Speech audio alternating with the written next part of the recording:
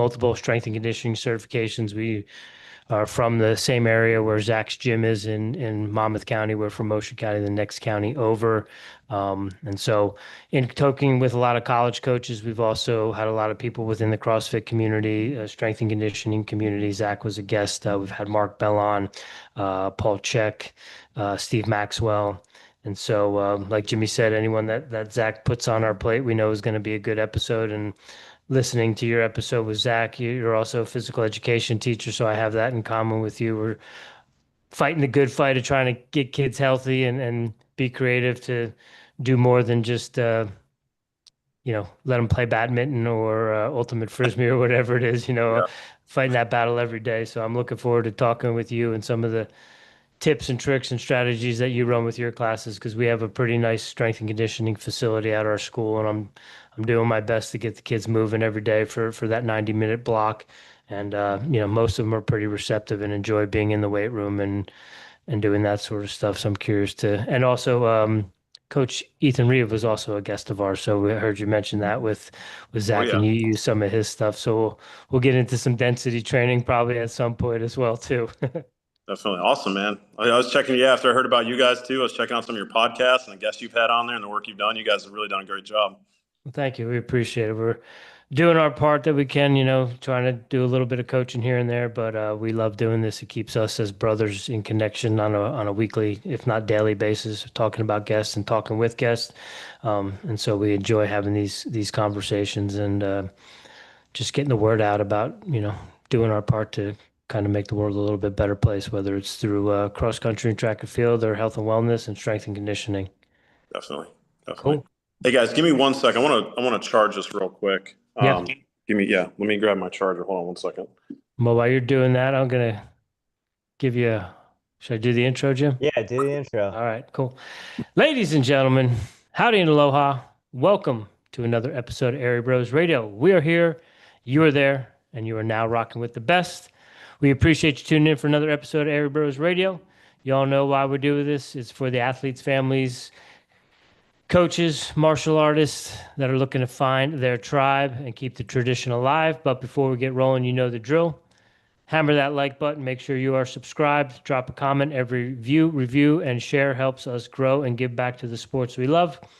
Follow us on Instagram, YouTube, Spotify, and Apple Podcasts. And as always, this episode is fueled by Black Sheep Endurance Coaching for all your ultra marathon and nutrition coaching needs. On to tonight's guest. Jeremy Hartman is joining us this evening. We're going belly to belly with a true force in the world of strength, discipline, and athletic development. He's a 2023 National Coach of the Year, 2024 Lifetime Achievement Award winner. He's a 6-time USA Powerlifting National Champion and an IPF World Medalist. He's the founder of Hartman Performance, coaching both in-person and online athletes. He's known for blending powerlifting, wrestling, and youth development. Jeremy has trained athletes at every level, from first-time lifters to world-class competitors. He's a coach's coach, building champions, not just in sport, but in life. Without further ado, it is an honor and pleasure to have you joining us this evening. Jeremy, we do greatly appreciate your time. Welcome to the show. Awesome. Thanks so much for having me, guys. I'm excited for this episode and getting ready to talk about strength conditioning. Yeah, it gets us fired up, and we're always trying to add to the toolbox and share and learn new things. So excited to hear what you got going on out there in Indiana. But before we get too far into that, anywhere you would like us to send the fans, anything you have going on, maybe camps, clinics, online stuff, anything, social media platforms, the floor is yours. Yep. So reach me at Hartman Performance on any social media, Instagram, Facebook. Email me, hartmanpt1@gmail.com. And then anything you want to connect on, just shoot me a message, DM me, email me, hartmanpt1@gmail.com. Upcoming events, we have a HPT gathering where I bring in a lot of my online lifters, competitive powerlifters, high-level athletes. We'll probably be doing something that in the Indianapolis area in October. Probably once a quarter, I bring in all my athletes in. We run on a big gym over 7,000 square feet. So we got guys from squatting over 1,000 pounds to guys who made the Olympic trials for wrestling, to just some of our local high school athletes that are, looking for scholarships and everything in the forum. So a lot of great people coming together, but we open it up to the public too. We usually have a training session for kind of our elite level people in the morning. And then we run seminars and stuff afternoon for everybody else who's coming in. So that way it's not just one or two people talking. I bring my whole team in to help you get coached. It's going to be a great event coming up in October. Sweet. That's awesome. We'll put in all that stuff in the show notes for you as well. And hopefully we'll get you some new followers and some new fans and people in the Indiana area to come check you out. Are you in and around Indianapolis? Yeah, just southeast of Indianapolis, just about 30 minutes area called Greenwood. So Okay. right around there. We have two locations. We have one towards Indianapolis, and we have another location right in Greenwood as well that we operate out of. Okay, cool.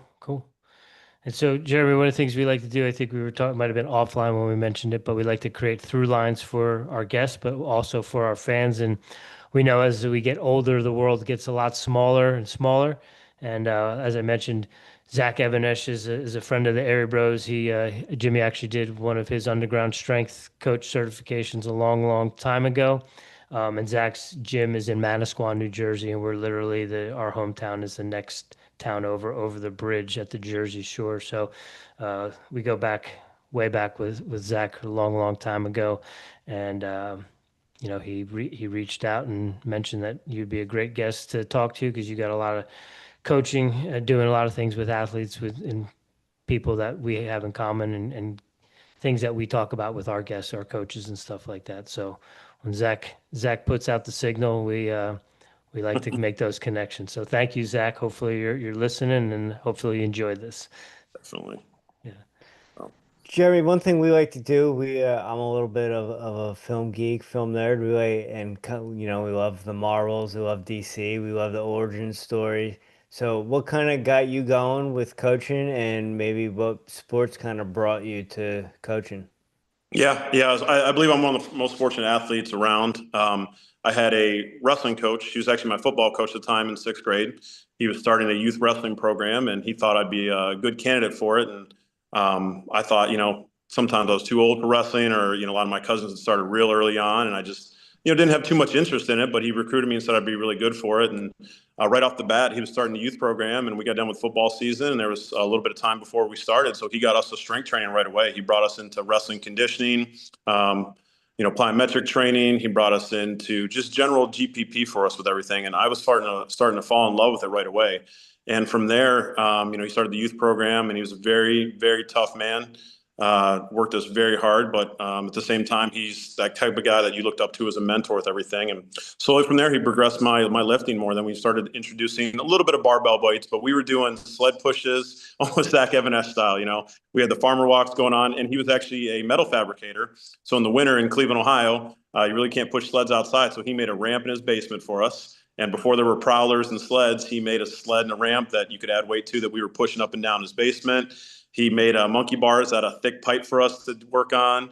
He had us hanging upside down with gravity boots for sit-ups, Russian push-ups where we're jumping off chairs with our hands, coming down, catching a push-up form, coming back up, rope climbs when we were at the wrestling room. And I just fell in love with it. So 3 years of that type of training. And then I really started getting introduced to the weight room and talk about what your body did. And my friends around me were like, how are you making these gains every week? How are you doing this stuff? What have you been doing? I said, well, for the last 3 years, I've been doing all that crazy off the wall stuff and just made a world of a difference. My body ate that up. I got in with a state champion wrestler named Vic Voinovich, whose son's actually coach now. They wrestle at the University of Iowa. So they're part of my online clients that I work with. And Vic started really introducing me into the weight room, taught me the power lifts. He worked with Louis Simmons, the West Side Barbell, for a little bit. And again, my body just started eating that stuff up more. And I couldn't believe how much it was helping my speed, my strength, my conditioning, my overall personality. Like, it really made me into a more confident person, because you're an adolescent, you're going through a whole bunch of changes. You're 14, 15 years old wrestling against 18, 19-year-old men. You got to get stronger. And, from that part, that's what really took off my lifting, that brought me into the competitive powerlifting later on. Looking at my senior year, I had some scholarship offers for wrestling, had some very good success with all the stuff I had done, but I just fell in love with strength conditioning so much. Vic encouraged me to go the powerlifting route, since he had some work with Louis Simmons. Took the powerlifting route, met some great coaches. Fast forward, won several collegiate national titles. won some open titles, got to travel the world to 3 different countries to compete with the sport of powerlifting, set some all-time American records, and just grew and grew. And from there, I met strength coaches who were involved with powerlifting. Didn't even know it was an occupation. I could go into it, but got into the college realm a little bit, the high school realm. Got my PE and health license. A couple strength coaches told me to go that route, just in case I didn't like the college route. And, from there, I kept progressing, still kept training all the way through. I got to be in the World Games in Taiwan in 2009. And from there, the coaching bug just took over. I was a very selfish lifter, which you have to be when you're at that level. And just the coaching bug took over, the strength training took over, working with athletes took over, and that kind of led me right into the whole coaching aspect. And, we went on from there. Well, I had a similar experience with a friend's dad who had some makeshift stuff that he had us doing in the backyard. He made sleds. He had the rope that we were climbing. So I'm right there with you. We had a tire that we would drag. We'd push cars. Excuse me. And I fell in love with strength training at that point, and just I saw my wrestling because I didn't lift too much in high school, not till senior year, and then going into college, and I just saw my levels jump. And like you mentioned, the confidence, Yes. just like having confidence and like feeling your forearms and getting that pump and just feeling like another person. So I can that resonates with me a lot. And I'm curious, you said you spent some time at Wet or Louis Simmons. Did you train at Westside at all? Yep, yep. So after I've been competing for a little bit. We had a mutual friend, Marcus Marinelli, who's the coach of Stipe Miocic, UFC World Champion. And I was training. I was doing some UFC fighting, just some shoot fighting stuff after high school. I got done with the wrestling part and was doing that along with the training. And I found out Marcus had gone to Westside and was really good friends with Louis. I didn't know that. He's one of the OGs of Louis Simmons. He's actually on the Westside board right now, of directors. And I kept begging him and begging him, and finally got strong enough. And Marcus called Louis and got me up invited, and went down there. And I had to take several trips. I'd drive down 2.5 hours from Cleveland, train. I'd drive 2.5 hours back up. I'd bug Louis as much as I could. And probably after the fifth time I came down, he saw I was pretty serious about that, and he started paying a little more attention to me, invited me to some workouts. But yeah, I trained on and off from Westside just because where I was at in Ohio and where I was going to college at, it was always about 2.5, 3 hours away. But fall breaks, Christmas breaks, spring breaks, I never took them. I was always down there training. Louis said I could come down anytime. So I trained there from probably 2001 till the end of my career, right around 2010, on and off. What was that experience like? The legends that you hear of the West Side Barbell and some of the videos, the underground videos and stuff that we've seen is just is just legendary of what how intense those sessions were and the amount of weight that people were moving. And as lightweights, we can't wrap our heads around what that's like. What was that experience like working with those guys? It was great. Louis, when he first invited me down, he had me come in early for the first session. So all the big guys were squatting. So I was loading plates, working the monolift, would change the box heights for those guys. And it was great because I saw how focused they were. I saw how a team works together. I saw how there's 4 or 5 guys coaching one guy. I saw that 2 heads are always better than one. So here I am, a 17-year-old kid, learning all this stuff, seeing all this stuff directly. And once those guys got done squatting, then I would train with the second group. I got to train with the lightweights and the girls at first when I went down there. But Louis was right. That's what I needed to do. I needed to see that first group. I needed to help participate. I needed to do my part, see how stuff was run, see what they were focused on, learn his system directly. So it was an amazing experience. And I'm glad he told me to come down at those times, see the other guys train, the older guys train, and then get with my own training, because then I knew exactly what his expectation was, as much as I could while I was learning it. But I was reading all his articles. I was asking him questions. Louis at the time, his phone number's at the end of every article in Powerlifting USA magazine. So I'd call him up and ask him. And once I started getting really strong, as soon as I pulled my first 700-pound deadlift, then he really took a high level interest in me. So it was great. I just saw the organization part. I saw the intensity. I saw how those guys trained. I saw what his system was with speed, the dynamic effort, repetition method, maximal effort, obviously, how to train it, how to take appropriate jumps. I learned you're not just throwing a 45 on each side and all of a sudden 3 sets later you're max. I learned how to progressively add volume to my lifts to get the most out of them with stuff. So just I can't thank him enough for all the stuff he did. And I continued to go down there as a coach from 2010 all the way up until he died. I was there 2 months before he had passed away. I brought one of my lifters in for him to look at.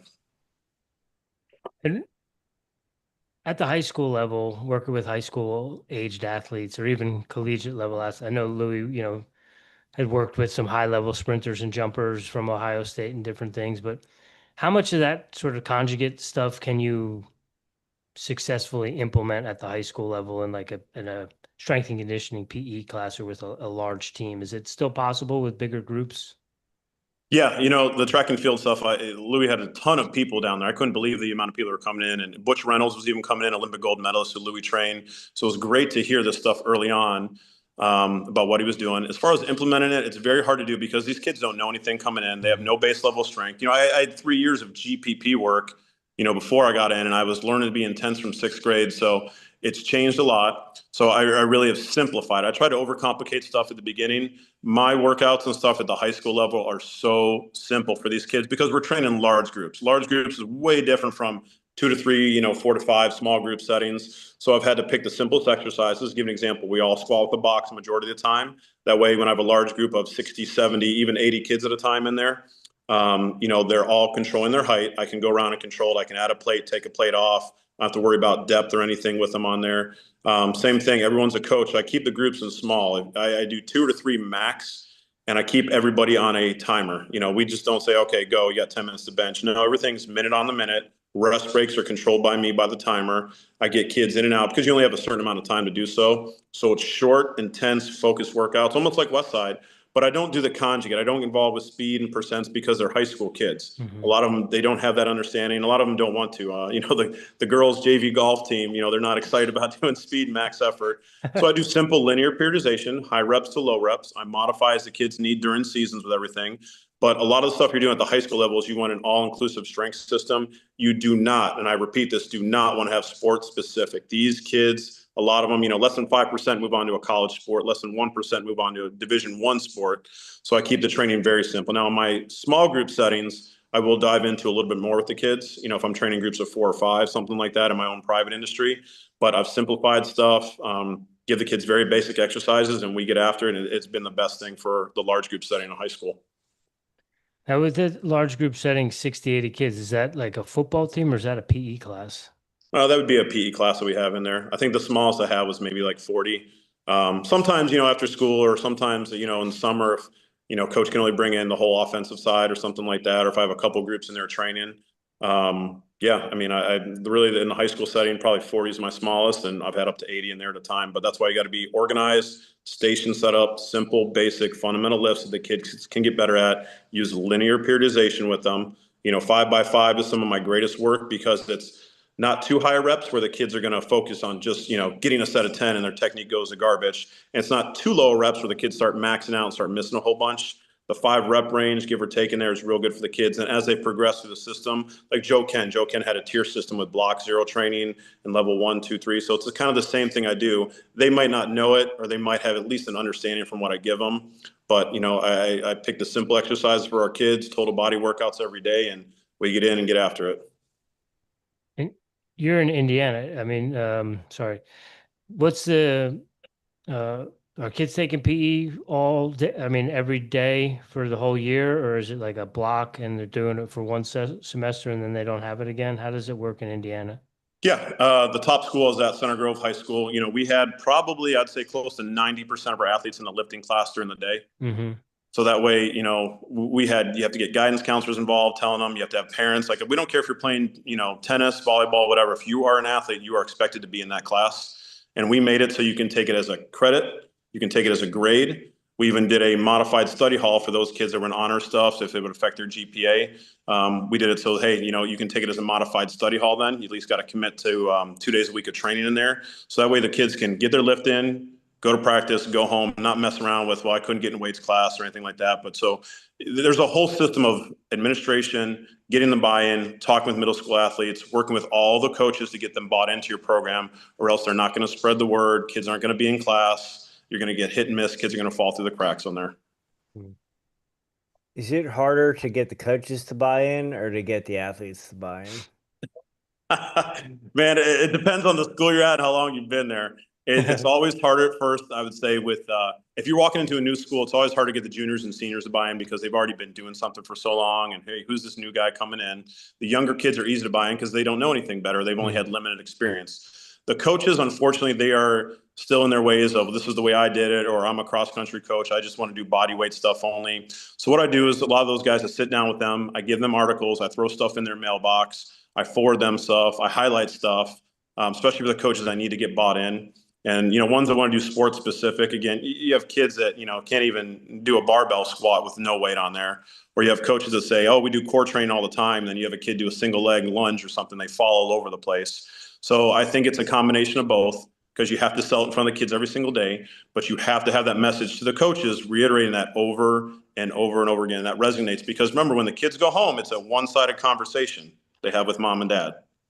And if that's not a conversation that's supported, well, the coach is saying this, well, Hartman's saying this. So no, you got to get everybody on board as best as you can, get them to buy in the system. So I think it's an equal balance of both of them on there. It just shifts from time to time, though. Jeremy, just to clarify, are you still a PE teacher? So I work with after school a little bit with the strength conditioning at a school out here. And then also have my own private stuff that I do online, in person, more smaller group training, more kind of like elite level athletes and people I train with. So you mentioned having kind of the gamut of athletes, some college wrestlers, some professional power lifters. Yep. What is across the board? What are you having people coming in? Are they coming in where they have had coaching and they're looking to get better? Or obviously powerlifters are powerlifters, right? But wrestlers, sometimes you get wrestlers who've never lifted before. Sometimes you get wrestlers who are like you grew up with someone who taught them how to lift. What are you kind of seeing? Yeah, right now I've gotten my name out there pretty good, so I'm getting a little bit more high-level athletes. Before, for many years, I developed them from the ground up, man. I got a kid, Division I, 80% full ride at Kent State right now, Silas Stitz. He was a junior national All-American, one of the top wrestlers in the nation. I've had him since sixth grade. Now I've gotten some other guys, because the wrestlers see that, the parents see the results, and it shows up on the mat. My kids stick out more than anybody else, so they want that for their kids, so they will. They'll buy in more. So I get a combination of everybody that comes in. I used to have to develop a lot of my power lifters. Now I've attracted a few more high level ones too. Same thing with wrestlers. I had a guy at the Olympic trials where he was a Greco-Roman wrestler, multi-time world team member, college NCAA All-American. He was, came through recommendations from some other people. And again, I got those guys results and they bought in. I took away some of their injuries. I made them feel better. They felt stronger on the mats. And that's how I gotten those guys to buy in, and the word spreads, and you get your name out there, and people know what you're about. I was recently talking to one of my parents, was telling me a story about stuff, and they said, we know what we're getting into, coach. So I was excited to have them come in. With the wrestlers, what do you see the biggest hole as far as their strength training game is? The coaches just put them through circuits. They put them through battle ropes or pull-ups or, tough GPP stuff, which is, it's fine, but it's that general strength training. If you look at some of the top wrestlers, David Taylor, even Kyle Snyder, those guys, like how they train, they don't use the wrestling or the weight room as a conditioning. They use it as strength training. Those guys have said it. Like one of the first fires that David Taylor did at Oklahoma State was he fired the strength coach. He brought in his guy who's about strength training. So I think the biggest thing is those guys want to be fast paced. They want to go from one to the next and superset everything. And I'm like, no, I want to lift the bigger weights. You've already done conditioning. You've already done your running workouts. You've done all that stuff. This is about strength training when you're in here. What are the pound for pound, most bang for your buck things that you're doing with wrestlers? Or does it all depend on what their base level strength is or what their GPP is? Yeah, I think most pound for pound, we all squat. We all back squat to some degree. Some guys do high bar, some guys do low bar. We all deadlift, more sumo than anything else, develop the hips and hamstrings. I'm a big believer in that for my wrestlers, but we still do conventional because if you have a weakness in your armor, it's going to come out later on. So front squats are in there too. Pull-ups, but again, we're not doing circuits. We're not doing, time on, time off. My pull-up guys, we have, let's see, two of our wrestlers that do pretty strict pull-ups. There's a little kicking in there, but full extension pull-ups with over 100 pounds. Silas, my kid that's going to Kent State right now, he just left. We set a PR before he left. He did 130 for two. Pretty strict pull-ups all the way down, all the way up. My other high-level guys are around 80, 90 pounds. Single leg work, I love lunges for these guys. Bulgarian split squats are good with everything. I think the lunge, you can really load that exercise up and get a lot out of it. Because not too much bounce, but you're still getting single leg work. Heavy abdominal work. Your abs are like any other muscle group. Too many of them do circuits and Russian twists and all this other stuff. We train. You want your bench to get up, you got to add weight to it. Okay, you got to drop your reps. You got to periodize it. It's the same thing we do with our abdominal training. We train that stuff hard. And I think finally upper backs. I don't want any of my wrestlers getting snapped down. I don't want any neck injuries. I don't want any rotator cuffs upper back. So we hammer the upper back, heavy shrugs, heavy reverse flies, high pulls, a little bit of Olympic lifts kind of mixed in there. I really think those are the key. And I think lastly, with all the knee injuries we see in wrestling, torn ACLs left and right, Spencer Lee, I mean, he's torn his several times. Austin DeSanto, 4-time All-American. You see it in the Penn State guys. So I really hammer the hamstrings. If you look at an anatomy book, and I tell people to look at this, or I show them how the hamstrings cross over and protect the knee, so we hit them at all angles. And for our audience out there, I'm not just talking about leg curls, okay? I'm talking about sitting back into squats and deadlifts. I'm talking about very heavy glute hamstring raises, very heavy back extensions. Leg curls are mixed in there, sprinkled in there a little bit. Very heavy vertical shin, long step lunges. I think those have protected our knees, and we've had very good results with staying injury-free here. What do you think of the Nordic curl? You know what? Too much on there. It's just the guys can't do it. They just simply fall over, and you get a little bit better at, but I can't load it on there. And it got popular with knees over toes, and it's been in Europe for a very long time. You see great soccer players who can do that stuff one-legged, but I just see kids falling over and over again. Yeah, I'll put it in for maybe to mix it up in the off season for a challenge, but I want stuff where I can load it, and these kids can get stronger, and most importantly, they can see themselves progressing on there. So I'm not a big fan of it. Jeremy, you mentioned a lot of wrestling coaches have their kids do circuit training, and sometimes it's not so much strength, it's just doing conditioning and training in one. How important is it to do strength training standalone and have proper rest? Oh, it's huge. That's the number one thing when I get new guys that are coming in here. I got a kid that's going to Indiana University right now. I've slowed him down on stuff.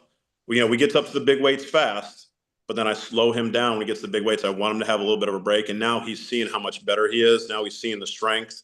Now he's seeing the improvements, which again, you got to get him bought in, the parents bought in and everything. So I think proper rest periods when the kids are working up, but there's times I do run some speed work with small groups of kids. So we are going back to back, Louis Simmons, 45 seconds to minute breaks. Most important, I think you get up to the big weights fast, slow them down so they can focus on just a few things before they hit those top lifts. But, we'll rest a couple minutes before big lifts, and the kids really like it because they got to get in there and get after it. Do you think kids should be wrestling same day that they're lifting? Oh, absolutely. I've never had a problem with that. It's the ones that aren't mentally strong enough, because I have kids that come in after practice. I have kids that, come in, during Christmas breaks or whatever before practice, however their schedule works. Obviously, in an ideal world, you'd like at least a 4-hour break in between, but that's not the reality with school and everything else these guys have got going on, and private lessons and academies and stuff. So I work around what they need. If my guys come in and they're pretty exhausted, I know to back off a little bit where I need to. And just maybe throwing some bodybuilding stuff that day or whatever to get them going. But you just don't make any excuses. My best wrestlers are the ones that stayed with me all throughout the season. No matter what is the weakest state, we're still in here training. They know my philosophy. They bought in, and most importantly, they feel it on the mat. Talking about that mental toughness or the lack thereof, how do you coach that up in kids? Yeah, I think it's the culture I bring in. I sometimes forget about this, and I was just talking to one of my lifters, Shelby Morse, who was a Open national champion. Shelby, when she came in, she was one I developed to. So when my new people come in, I don't realize they're like, man, your people are focused. Nobody's messing around. They're not doing this or that. They're all helping each other. It's kind of like West Side and so inversion over here. Obviously, they're not, competitive lifters, but I've done a lot of stuff. So I think it's just the culture that I've created, the culture that I strive, because it's hard to keep that going every single day. Keep the kids focused, keep them going on here. It's hard to get a new kid adjusted. So I think it's really that every single day. It's all about improving. I'm like, hey, you're tired, or hey, you still got to go up 5 more pounds. I want 1 more rep. Hey, I want, 1 more, 2 more yards on the sled push, compared to what you did last week. And I think that's the way I keep going, is I keep seeing that progression. I keep holding that carrot out in front of them. And I just keep dangling out, and those kids keep going after it, and they see the results. They push for it. And it might have been hard as heck, and they had to give all they had, but they get it. It's been a lot better. And on the flip side of that, from a coaching perspective, when you're talking about creating that culture, but like you said, maybe you come into a new school, new program, you've got your freshmen and sophomores, maybe even middle schoolers, if that's how they run it in your state. But you got your junior and seniors who are used to the old system, good, bad, or ugly, whatever it may be, their way. What's your advice for coaches that are trying to change that culture and are fighting that good fight, but not every day is going to be is going to go the way you had anticipated or what the practice plan is, but you're really trying to keep that culture or create that culture, even though sometimes it feels like the universe is pushing against you. Yeah, if you're a newer, younger coach walking into a program, you're going to have to focus on the younger kids and building that up while taking care of the older kids. Those that are going to buy in with the older kids, they're going to buy in. It's unfortunate, but you gotta work with those kids that really want it there, and you got to really hammer that youth group coming in so they know the expectations, so they don't know anything different. That's what they know coming in. So that's what my advice for a younger coach. I think for the older coach is it's tougher than ever to keep that culture, create that culture, because you have different stuff from the outside coming in. You have parents who are getting upset about stuff. You have administration you have to work with everything. Obviously you got to win on the board too. So as a coach at that level, it's different, way different from than a private coach or something like that. So at the high school level, that's the stuff you have to do for that part. But same thing if you're doing private, you have to keep your culture, but it's a little more easier because those kids are bought in, those kids are paying, those parents are paying, they expect you results. I had kids pushing sled the other day, and I had some parents get out of their cars. They were yelling at them to finish. You got it, son, you can do this. So you don't always see that, in the regular room, but it's still when mom and dad, that kid gets in there, how was the workout? How was this?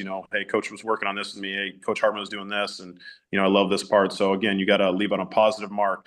And we've had stuff where, that wasn't a good way to end the workout. Let's do one more thing. Let's do one more down set. Let's do something to end on positive. And that's the way you keep the culture going. Yeah. Have you had to have conversations with parents like, hey, you need to back off, you're going too hard? A few things on stuff in the off season. I've had to a little bit.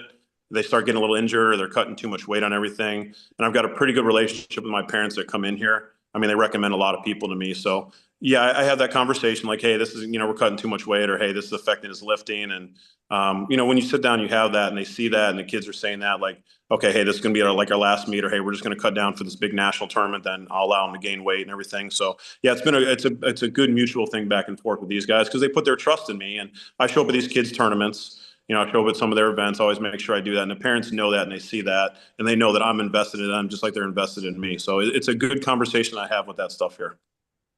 You mentioned sometimes kids are cutting too much weight. Do you deal with any nutrition and stuff? Yeah, when my kids are doing that, there is some stuff I deal with nutrition, and I talk to them about that. And I'll give an example. My guy Silas, I say him a lot because he's been like my number one guy. He's really changed that around this last year, and so we talk about that. If they're not making enough gains in here, if the stuff isn't where I want to see, hey, how's your actual sleep? How much are you actually getting in? What are you doing? Hey, maybe it's time to get some protein supplements, or hey, maybe it's time to start a little bit on creatine and stuff. Hey, you're not eating enough on this. Well, what's eating enough mean? It means like this. Hey, are you tracking? I teach them how to track protein a little bit. Hey, you're writing in your workout logs for your sets and reps. Well, now the next thing is let me teach you how to keep just a small nutrition log on there. So that's some of the stuff I've done that's really, helped the kids out and helped with that nutrition side. Now, if they are cutting weight and they're struggling, I will talk to them a little more specifically about that. But really, a lot of time is keeping their strength up, keeping the muscle mass up, because that's going to get lost during wrestling. And my wrestlers lose the most, so we got to push the hardest on there. Do you find being the strength and conditioning coach, it's real easy to show kids, hey, you're not eating right, or hey, you're cutting too much weight because your numbers are dropped here, or you're not getting any gains? In the private setting in small groups, it's really easy to do that because you're kind of short groups, a couple kids one-on-one. In a large group setting, I do my best to educate them, to go over stuff with them, speak with them specifically about that. So it's a different world with the ones you're talking about. But my kids and the ones that are here, we got a great relationship back and forth. In a large group setting, it's hard to get to know every kid and every kid to trust you with all that stuff. So I just do my best to make sure I'm pointing that stuff out, talking through it. We've done chalk talk, 10, 15 minutes before classes sometimes, or at the end of class when I had a block period that was extended where I want to touch base on a topic. So you get as effective as you can. You just do the best job you can. Jeremy, from an online perspective, what does it look like to sign up for HPT in terms of goals, program, communication? How does that all work for you? Yeah, when you sign up, we have a whole onboarding process. I got 3 other coaches that are all athletes of mine, so they all know my system directly, and they've all been high level too. I want the best coach and the best out there. So yeah, when they come in, we have a whole Facebook page. You post all your top sets, your videos. If you got questions about, am I doing this RDL right? Am I working up heavy enough on this exercise? Plus, I want to see your main lifts. If we're doing cleans, squats, benches, deadlifts, they'll post that up. You'll get feedback from there. I handwrite everything. I don't give you a little cookie cutter program and say, check back in with me. I handwrite stuff every week because changes need to be made every single week. Yeah, I have percentages and stuff built in a little bit, but I'm kind of handwriting, hey, this is between this exercise. Like, hey, your last set should be between 200 and 210 maybe. So we have a good group that I've been able to assemble who know my system, who are all accomplished athletes themselves before they were allowed to start coaching. And, we get this good results. Basically, I turned it into personal training. It's not an AI thing. It's not a spreadsheet you get sent out. It's not a, hey, check in with me, every couple of weeks. It's about as close to personal training one-on-one as you're going to get. And that's why, that's the only way I know how to do stuff. You must be pretty busy then. Yeah, I've learned to delegate and get some more coaches and some people to help me out with stuff. It's been a blessing. I've had to teach those people, and a lot of them have been former athletes of mine, who went on, got exercise science degrees, got their certs and everything. So that has helped out tremendously. When I go to lifting meets with my power lifters, I got a good group of coaches, and you can't even keep some of my lifters the way they're like, hey, I'm not competing, but I'm coming, man. Like, where do you need me at? What do you need? So it's a blessing when we're doing meets and stuff like that for them. Nice. And is it mostly, I mean, you mentioned the wrestlers that you're working with. Is it online? Is that mostly power lifters and lifting clientele? No, I've got a professional pickleball player that makes 80% of his Let's living on go. there. Yeah, my dude Andre Mick. Yeah, he's Australian, swears every other sentence on there. I got general fitness clients mixed in too. I have obviously competitive wrestlers, a lot of competitive lifters too, since they all can't come in during that time.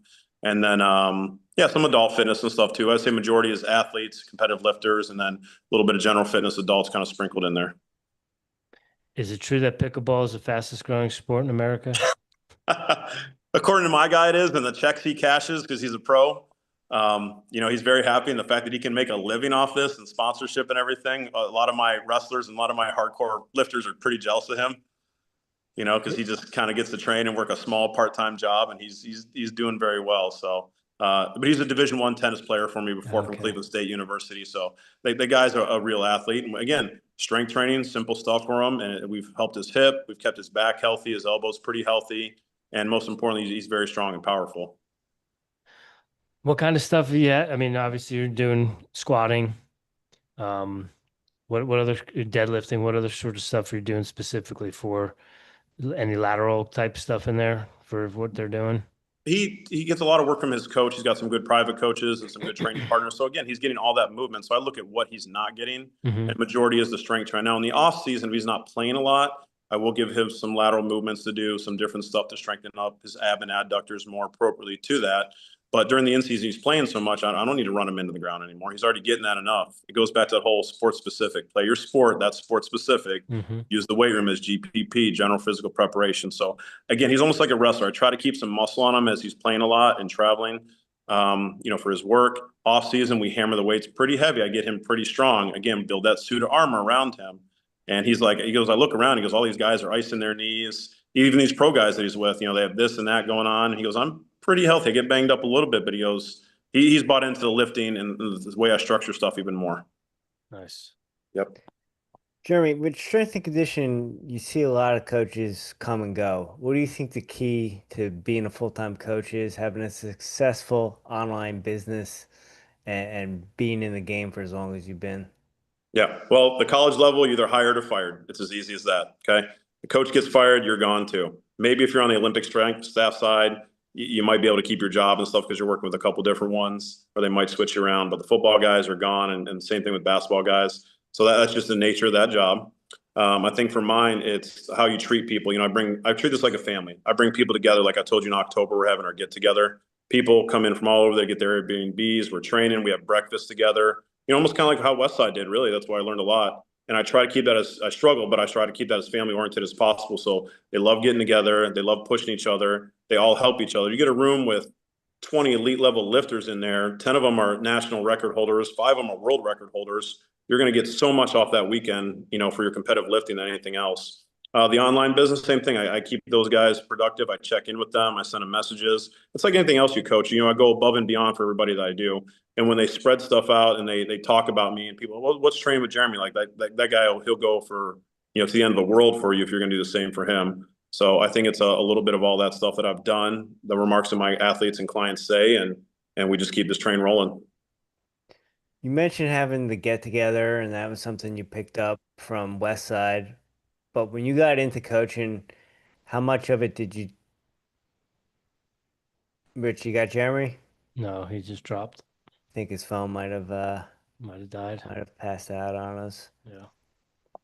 We were rolling. That was good. Yeah, having a good conversation with Jeremy so far. Is there anything that you want to touch back on if we get him back on here? No, I mean it's good. It's refreshing to hear. Training runners. You know what I mean. Keep it simple. Squat, press, deadlift. Do some lateral stuff. But I mean, the main thing, as we've said for I don't know, how long, 2 decades at this point. Like get Dan high school John. kids stronger, and they're gonna get better. You know Yeah. what I mean. And it doesn't have to be fancy or you don't have to be standing on Bosu balls and all these other things. It's just like put a bar on your back and squat it, or do heavy goblet squats and farmer's carries and deadlifts, heavy, weight your pull-ups. Once you can do pull-ups properly, start weighting them. And, across the board, doesn't matter what sport it is, whether it's, even though he said the girls golf team may not enjoy it, they're going to benefit from the same 4 or 5, 6 different exercises or movements that the football players, that the cross country, that the wrestlers will benefit from. So I appreciate that, and it makes me feel good that you're doing that. Sometimes the kids want, they want sexier stuff, and it's like, well, we can't do the basics yet. We have to crawl before we can walk, and we have to walk before we can run. And you want to sprint, and you can't even roll over yet. So it was good to hear that sort of stuff. Yeah, and I think with his position too is once you can kind of show a kid some strength, get him some strength with those simple movements. I remember going back to Mr. Wilson, trap bar deadlifts. Trap bar deadlifts was like a light bulb going on in my head. Like, how am I moving 285 pounds right now? Like but that was kind of the light bulb moment for me. And it seems like he has a pretty good system too that he's helping kids online. I'm curious, just that's interesting having high school kids doing online coaching, but I guess now everyone's got a home gym. Yeah, and I think some schools probably have open gym too. Mm. Um, and there's probably a lot of um, functional fitness gyms. A lot of those spaces have open gym policies or plans, whatever it may be. So you can go there and do that sort of program. My ears perked up when he said he was training at Westside back in the day. Oh man, those are like the hardcore glory days of West Side and what Louis was doing. He's come back in.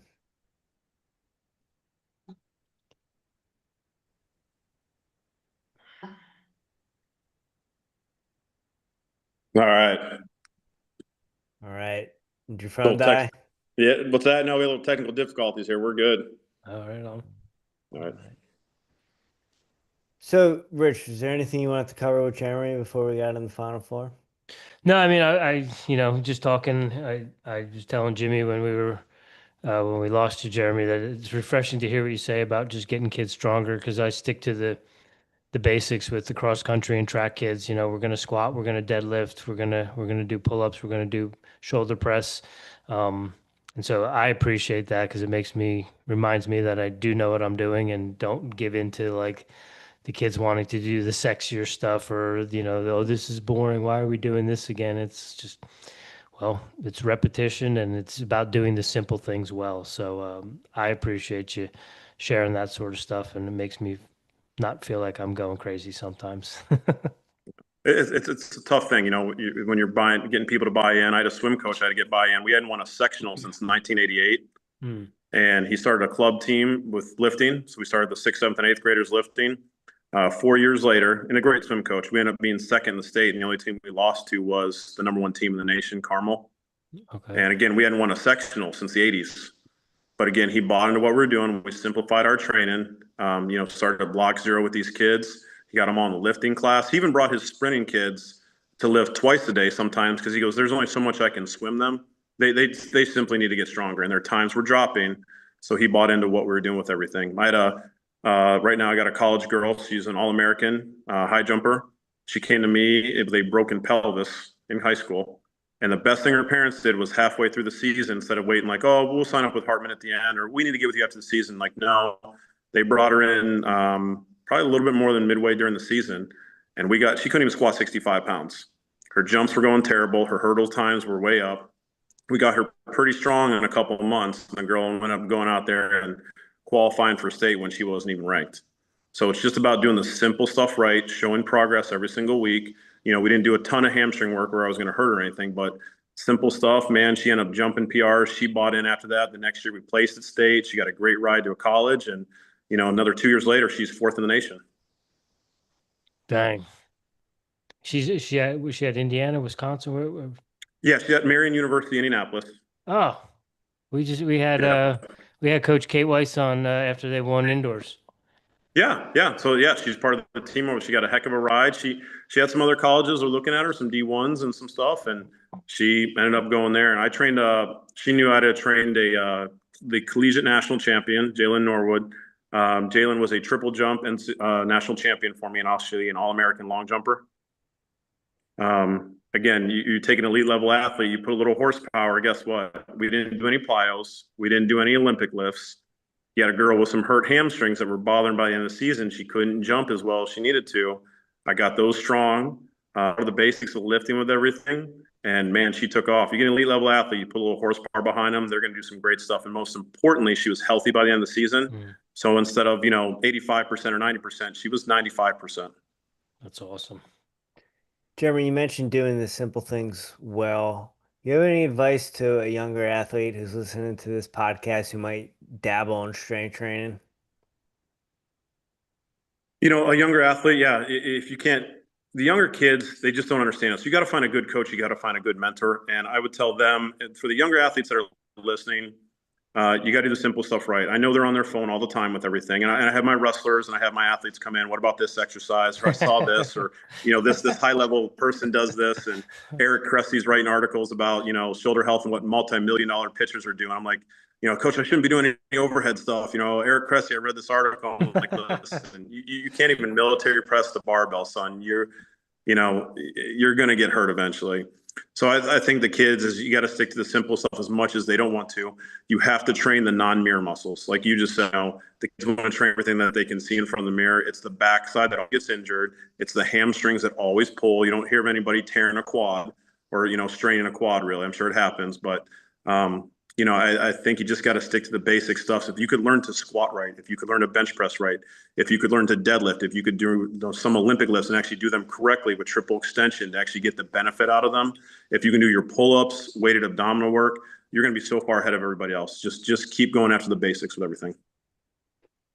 Jeremy, I got one last one for you before we get in the final four. If Rich doesn't, Oh, yeah. What are your thoughts on multi-sport athletes? Yeah, if they're in a school, they got to be in the weight class. I tell all of them, man, you're playing 3 different sports. You have to be lifting year round. Okay. I encourage that. Even my competitive lifters that are really good in high school, I want them involved at least in 1 or 2 sports. I think it's a tremendous base. And I think if they want to, by the time they're a junior or senior, and they want to focus on just 1 or 2 things, or even one sport, that last year, I'm all about that level. Number one, don't disrespect the coach because a lot of times they've been putting a lot of effort into.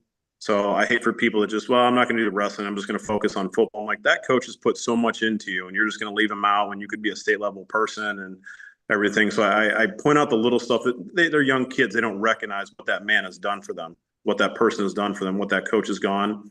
I will support them with everything, but I encourage them to finish it off. But if they do want to do a couple things, they're not very passionate about it, but they darn well better be stepped somewhere else then. I don't want to hear, I'm just going to lift and play football. That doesn't work, and those guys never get scholarships, and they never turn out what they need to. So those choices are tough. Those are individual talks that I have with them, sometimes with the parents as well. And I tell them how it's going to be then. Well, then you're going to have to step up and do this. Well, then you're going to have to step up and do this. This is what you're going to need for a commitment, or you're kind of wasting your time. Yeah, we love the multi-sport athlete over here. I think it's good to change it up. It gives you a different perspective. It gives you different looks. Sometimes it's an individual sport versus a team sport. It teaches you how to be a team player. Sometimes you need to learn how to be an individual. But also, I love what you say about, the kids coming in with TikTok or Instagram and they're like, oh, can we try this? Or, this coach says, we shouldn't lift the day of a game. I'm like, but like you said, you're not even using 20-pound dumbbells to do shoulder presses. I don't think that's going to make you tired for your volleyball game the first week of the season. I think we should be looking for bigger things down the end of the road. But if that's what your coach thinks that you should do, then I guess we'll have to have a talk with her. Yeah. That's what I do when you're talking about that. Zach Evanesh and I talked about this a lot, and Zach really likes this quote that I gave him. It's, you're looking for a better product by the end of the season. I want them to have a little bit of PR. All my wrestlers this year that went to state, they all hit some type of PRs the week before. Now, I was planning those guys out for state. All right, some of my wrestlers that, they were having trouble maybe not getting out of sectionals or regionals or districts, like scaled them back. But I told my wrestlers, we are planning you guys for state. And if I can get their confidence up and they hit a little bit of a PR, or they did something a little bit better, or they're still making improvements on stuff, or they banged up their shoulder, but now they're lifting pretty decently again. When I can get their confidence up to the roof, it makes a whole difference at state. I'm like, hey, look how great you're looking. Hey, look how you're feeling. Hey, look how you improved. And it's the end of the season, man. You're banged up, and look at the weights you're still lifting. That is the key for getting those kids going. My high jumper, she set PRs before the end of the season a little bit. She ended up squatting 200 pounds, and she's like, 5'11". Oh my gosh, Brooke's like 130 pounds. But the fact that I got them a little bit better, that helps their confidence, and I'm putting a better product out there. That's what you need at the end of the season. I love it when the other teams, the other coaches, like you just said, let's lift a little bit easier. I'm like, you guys stopped lifting 3 weeks ago. You were peaking out for sectionals, and I'm peaking my guys out for state. My kids go out there and they might have beat you, or a couple kids that had lost early in the year, they go out and dominate you at state. My kids are like, man, coach, I felt great. I felt stronger. Man, that kid felt a little bit weaker. Man, did you see me dominate that match? That's what I want to hear, and I give that confidence in the weight room. And that helps tremendously at the end of the season for my athletes.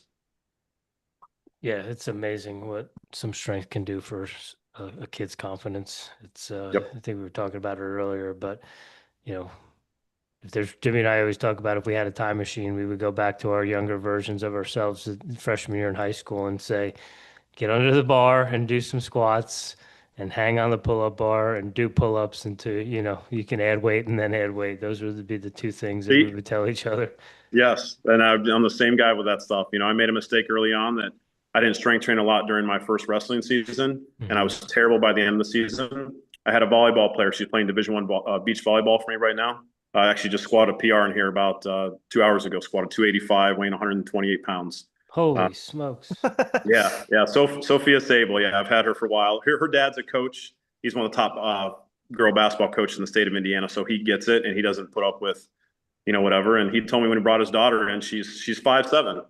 He goes, listen, you ain't getting taller. If you want to play this sport in college, you're gonna have to get faster, stronger. You're gonna have to be an athlete because you ain't getting taller compared to these other girls.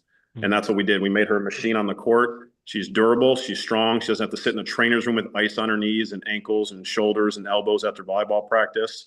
But she knows that she has to keep her strength training up because she made some mistakes early on. She corrected that. She never stopped lifting no matter how tired she is. It might be a 20-minute workout. It might be, hey, we're going to get some cleans and some front squats and pull-ups, and then you're done. It might be, hey, we're getting our bench in. We're going to get some rows in, maybe some tricep upper back, then you're done. So a lot of my athletes have seen that. They learn from my mistakes. They learn from their own mistakes, and they never make that again. That's awesome. Jeremy, you mentioned some athletes. Do you have any athletes we need to keep an eye on? Yeah. One of my guys right now, he just, 48 hours ago, he's competing in China. So the highest in powerlifting you can get is called the World Games. It's once every 4 years. And you have to win your country's nationals, number one. Go to the International Powerlifting Federation World Championships, number two. Number three, you got to be top three. So you have to be a world level medalist. From there, you can qualify for the World Games, which is the highest level in powerlifting. And I just had my guy, Jeremy Hartman. He actually did a training camp. I actually had him move in for 4 weeks with me. And I told him, because he asked me, he goes, what do I have to do to be the best at this coming up? And I was training him online, and he'd come in once every couple of weeks. He lives like 3.5 hours away. So we made a decision. So he moved in with me for the last month where I had complete control over everything. Jared went out there, squatted, he weighed in at 299, almost 300 pounds. He squatted 1,025. And this is walked out. This is drug free. This is not a whole bunch of multiply gear. He benched 683 pounds. And then most importantly, he came back, huge deadlift PR. He deadlifted 848 pounds on a stiff bar, not a little deadlift noodle bar, kabuki bar, any of that stuff, a real stiff bar out there in China, 12-hour time zone difference. So he won the heavyweight class, but they combine 3 different weight classes and they do by dots, which is basically your body weight by how much you lifted. So he ended up being an all-around silver medalist, and he was in 4th place all the way up until his second attempt deadlift brought him in the bronze. The PR deadlift, the 848 at the end, brought him in the 2nd place with everything. Almost had a chance at 1st place. But here's a guy that we've been able to bring up, and he's just doing stuff. I mean, raw squat. Dang. Oh.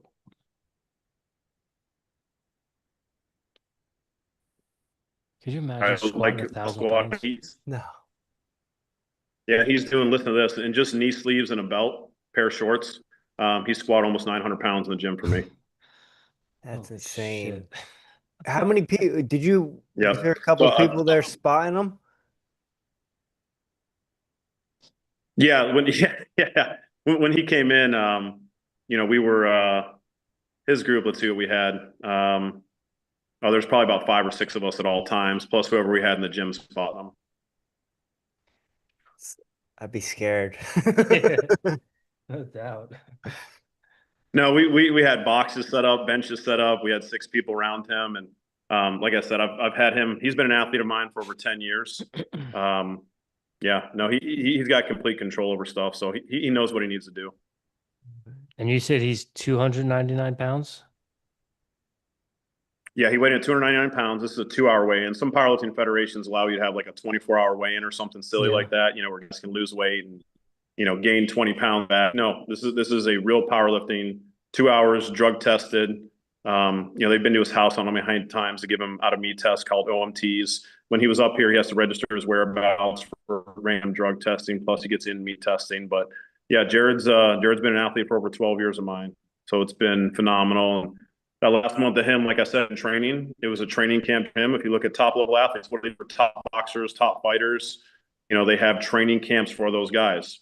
And when he asked me, what do I have to do to be the best? What do I have to do to give myself the best chance? I said, you need to come down here for a training camp. No distractions, no nothing else. Like, it's got to be, he's got to work from home. He's got a full-time job. He's logistics online.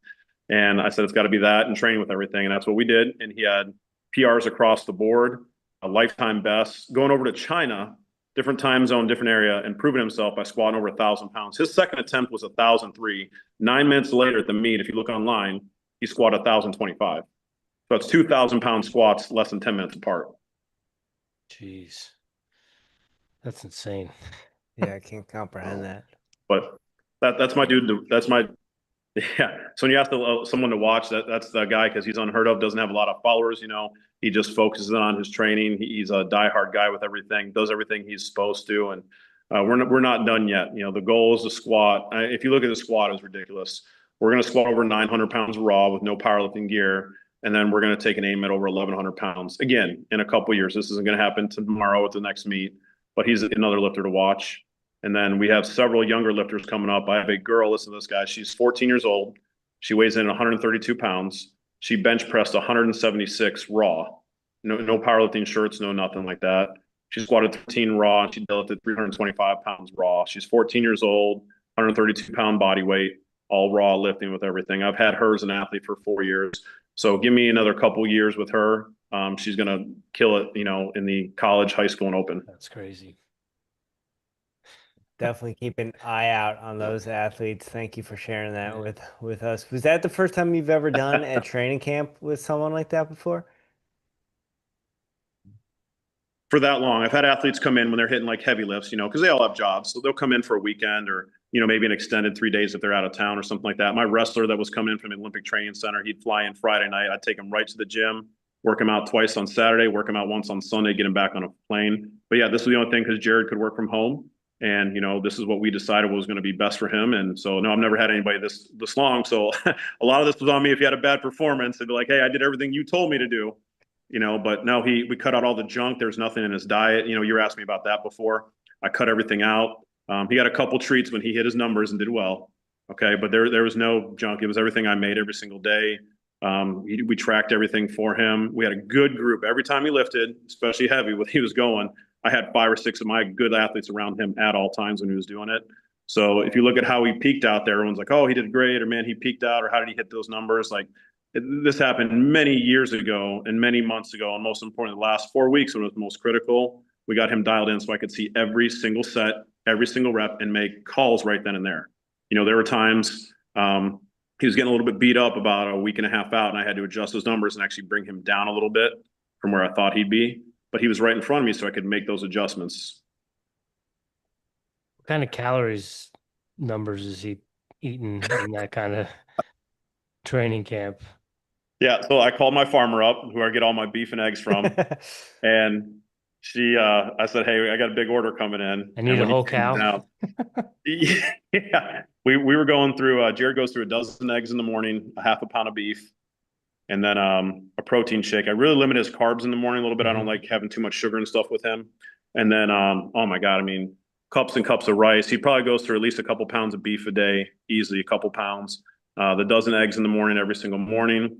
Carbohydrate. We have a lot of rice, a little bit of fruit I mixed in with him with stuff. And then really it was back to, if he could afford it, we'd have some steaks and stuff maybe later on.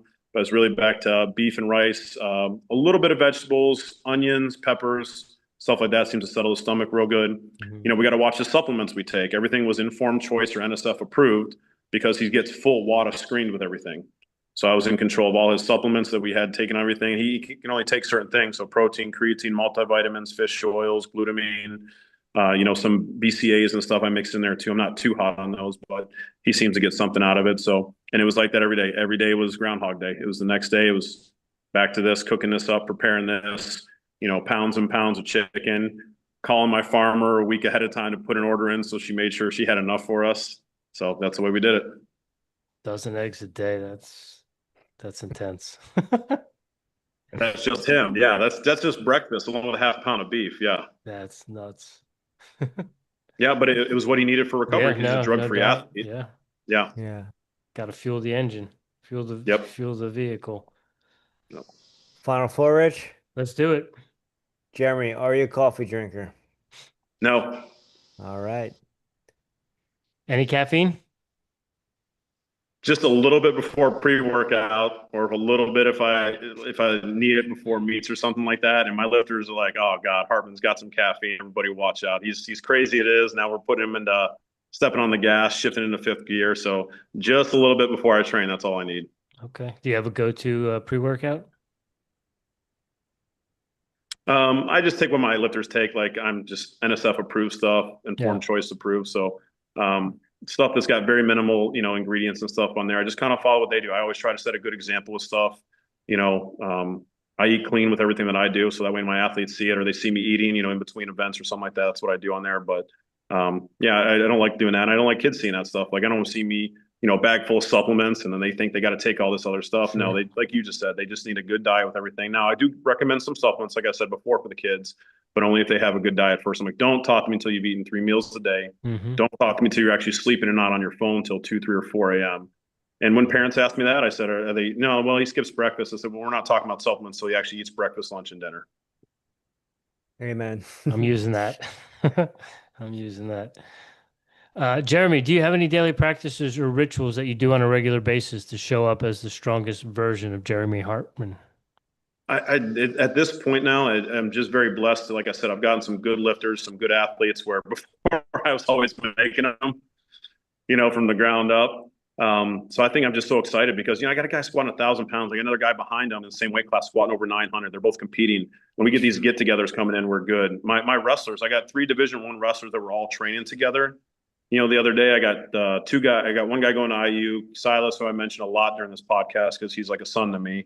He was going to Kent State University. I got another kid who just won 16U cadet nationals too, who's getting looked at about a bunch of D1s. So when you come in, you got all 3 of these guys staring at you, kind of rip roaring and ready to go. How can you not be excited about life? My volleyball players are in here squatting 285 pounds, weighing 130. My high jumper, All American, she's doing this stuff. So, but most importantly, I love when I have the middle people who are they haven't quite figured it out yet.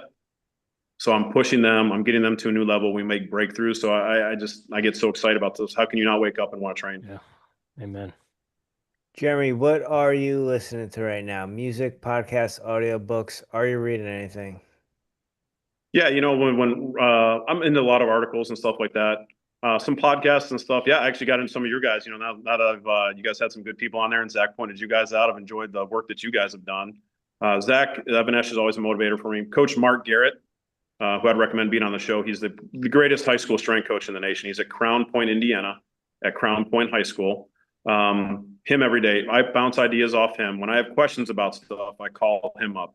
Ed Cohen, one of my greatest friends of all time. I talk to Ed almost every single week on the phone. He'll always take my phone call. I'll run stuff by him like, hey, I'm thinking about this for one of my lifters, or hey, this is what happened with this. What should I do on this part? So I think I've just got enough great people that I can bounce ideas off. And a lot of times I know what I want to do. I just need somebody else to tell me this is what you're thinking. And why are you calling me? You already know the answer. It doesn't matter. I need to hear about that stuff. I need to do that stuff. So yeah, just whatever comes across. If there's some good lifters I want to hear, if somebody recommends some good stuff, stuff that I'm not very good at, like I'll give an example, not nutrition. It's not a weakness of mine, but it's something that's not as good as my strength training. So there's some stuff on there that I've worked with some other guys and talked with some other guys about. Charlie Francis, one of the greatest speed coaches of all time. If you look at Charlie, he became a, massage therapist, and he became like very well in the exercise science department with everything and with protein synthesis and stuff that he did. I just look at those coaches like they are way above and beyond. I got Megan Tomei, who's the Indiana University head throws coach. She's actually a competitive lifter for me. She's a 500-pound deadlifter weighing 191. She's always sending me articles or sending me Bondarchuk stuff or stuff about throwing because I love throwing athletes. I've had a lot of those lately in here. I got to work with Purdue University. She's brought me in for Indiana University. So it's been neat to see all that stuff. So whenever somebody comes across my desk, but I always, number one, and this is for your listeners out there, I scroll down to the bottom. I see who the author is first. What have they done? Who have they coached? What have they produced? Then I'll read the article before I'd read anything. So I encourage all the people on this, like, no, look at who have they done? What have they produced? What's their background with stuff? Not even if it's a high level with everything, but what have they, been able to do from the ground up, or, what have they worked with and shown results from? Then I'll read the article, listen to the podcast, and go from there. What are you listening to when you load up the bar? If my athletes did good, they get to choose the music. If not, it's on me. So it depends day to day. Sometimes we're in the 90s rap because that's me. All right. Sometimes we're just in the Metallica, the AC/DC. I think that's most common. Sometimes with the kids make playlists for me and they know my music and what I like. So it depends on what that stuff is with everything, but kind of calm music if we're driving to the gym. The gym I was taking Jared to when he was up here for his training camp was about 45 minutes away. So I couldn't get him too hyped up. Mm-hmm. So just kind of calm country stuff there. But when it was go time, man, we bought the Bluetooth speaker out in the gym. We had our own zone back there and whatever he wanted, or, hey, pump this stuff up, and we go from there. What's on when 1,000-pound squat's going down? It doesn't really matter, with doesn't him. Matter. I think he's so focused and dialed in. When he's on point like that, it's just amazing what he can do. So I think we probably had Metallica or AC/DC, something, on that's good on that part. Maybe a little bit of Eminem on there too at different parts, but he doesn't hear it. He's getting so dialed in because you have to be at that level with that amount of weight on there. Yeah, no doubt. Laser focused. Yep. Jeremy, last one. This is a lighthearted one to close it out. Maybe it's something unique food-wise that goes down in and around your area in Indianapolis. Maybe it's a beverage when you're celebrating. Do you have a guilty pleasure? No, I really don't drink. I don't drink, don't smoke. I look at all the kids around me, and I've got so many kids that look up to me and stuff. And even when I go over to parent parties, they invite me over for graduations and stuff like that. I think I'm always trying to set a good example. Mm-hmm. And I never want the kids to see me that way or, see me like, stuff. I go out and enjoy myself. There's no doubt. But I think I've just got such a good example with everything that I always try to set. I'm like, this kid was looking at me. And I look at my best mentors that I really looked up to. They were always setting a good example. And that's the person I want to be. So I think guilty pleasures. I think the one thing is working too hard. You asked me, how do I get stuff done earlier in this podcast? Mm-hmm. Like I said, I've gotten better with coaches and everything, but I'm crazy about what I do. When I talk to other crazy coaches or people like you guys, and Zach and everybody else, and Mark Garrett and Steve Barrick and Megan Tomei, like I know that I'm good with them because I'm like, is this normal? They're like, no, but that's what good coaches do. That's what dedicated people do. That's what, they think that we're crazy about everything. So I think my guilty pleasure is working too hard, always wanting to, up some stuff more, but it's also helped all my athletes. It's also got me really well. Keeps me learning, keeps me guessing. Dr. Eric Serrano, who speaks at Swiss Symposium, just put me through a kick-ass workout on Monday. I mean, to the point where I was not quitting, but he was starting to bend me. He didn't break me. And I brought all this stuff back, excited for my kids. And my kids like, oh God, who did Hartman train with now? What the heck is this he's putting us through? So I think, yeah, not too many guilty pleasures, except I think it's the work ethic and working too hard sometimes. All that with no caffeine too. It's amazing. Just a little bit before I work out, just a little bit. That's it. But you're getting the work done without it. Yeah, I mean, when you have this amount of people, and again, this is taking me how long to build up? I've been training Sure. people since, 2001. I graduated college in 2006. It's taken me this long to get this group of people finally around me that I wanted. And you're continually developing the younger kids because they don't quite get it with everything. I mean, how could you not be excited when you got a guy living with you who's going to, go to China and squat over 1,000 pounds twice within 10 minutes, bringing home medals, winning national titles. We got young kids in here setting national records. We got a lot of D1 guys, a lot of track and field. Now I'm getting throwers in here who love, throwers, what do? They throw and they go lift. What an awesome group with everything. So, I mean, it just keeps getting more excited and more opportunities have come available because of my hard work. And I've just had to seek out a lot, and it's been very beneficial. Love it. You there, Jim? I guess Jimmy's frozen now. Well, it's all good, man. Jeremy, it was an honor and a pleasure to chat with you this evening. I was really enjoyed meeting you and chatting with you and hearing all about HPT. We'll give a shout out to Zach one more time for putting us in connection and making this conversation happen. So thank you, Zach. Jeremy, best of luck with the event in October and all the great stuff you got going on with your clients, and hope that the high school athletes do great this season, the college athletes bringing home championships and All-American honors. And yeah, it was great to pick your brain and hear what you got going on. So thank you for joining us this evening. Yeah, thanks so much for everything, man. I really appreciate it. I love the content you guys are putting out, the guests you have on here, the questions you ask. Like, this is the stuff that I recommend to people that really want to learn some stuff. Well, we appreciate every time people say they listen to the show. It makes our heart happy because, we just started to do this because it was something that interests us, and it's grown and grown and grown. So we do appreciate the listens and checking out episodes and taking an interest in it. And so thank you very much for that. All right, sir. Thank you so much for having me, man. Looking forward to another time with you guys. Absolutely. Have a great rest of your summer, Jeremy. All right, buddy. You too. Take care. Thank you so much. See ya. All right. Bye. All right, ladies and gentlemen, that is Jeremy Hartman joining us from Hartman Performance Training. We will be back tomorrow evening with the Von Erich brothers. They're going to be joining us talking about some professional wrestling. And then on Wednesday night, Frank Pirelli will be joining us from the training center down in Stillwater, Oklahoma, to fill us in what they got going down there. So thanks for tuning in tonight. Make sure you give Jeremy